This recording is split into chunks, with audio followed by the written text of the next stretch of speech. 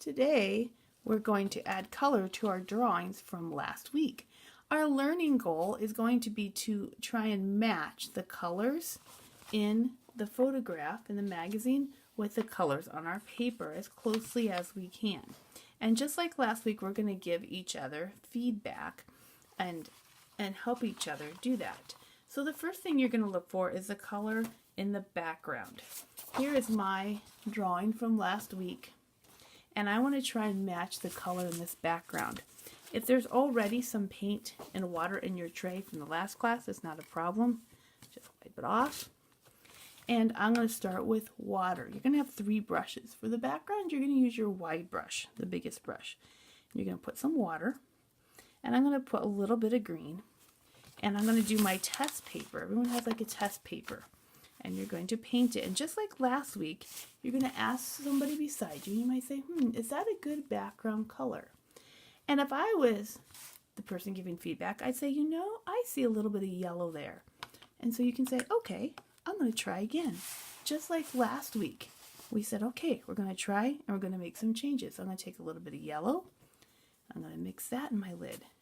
And now I'm going to put that on my paper. And I might ask the person next to me, what do you think? I might say, well, maybe it's too yellow now. So I say, okay, we try again. And we try and get something that's close. It doesn't have to be perfect, but we want to try and get it fairly close as we can. So then you're going to take your paper and you're going to do the area around your animal. Now to do this, one of the biggest mistakes a lot of times we make is we don't get our papers wet enough.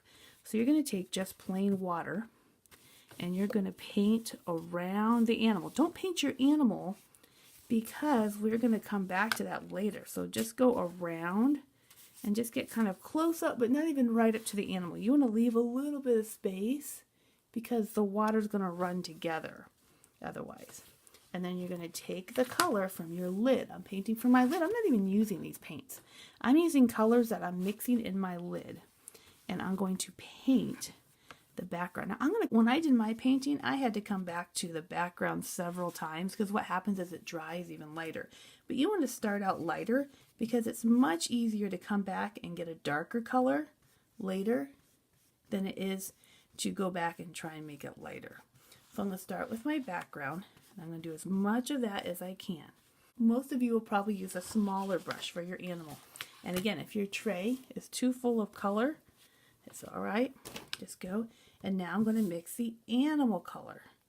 And I'm going to try my brown. Again, I'm going to do my test paper before I put it. And again, you're going to ask the person next to you, what do you think? Does this color match? And they can give you some advice. Now I'm going to take one that I started already. This is one I started of this elk or moose. And I want to talk to you a little bit about texture. We're going to try and get the texture of the animal. So after you get the background and after you get the animal, then you're going to take one of your smaller brushes and you're going to go back and get the color that you were working with, and you're trying to get some texture. Now here I want to get fur. So I'm going to get a little bit darker color, and now is the one time where I'm not going to get my paper and brush super wet. Your paper will have dried a little bit by now, and so you can go back and you can do some little brush strokes if you want, if you have an animal with fur. If you don't have an animal with fur, obviously you're not going to do that. I might want to get some blades of grass in here as well.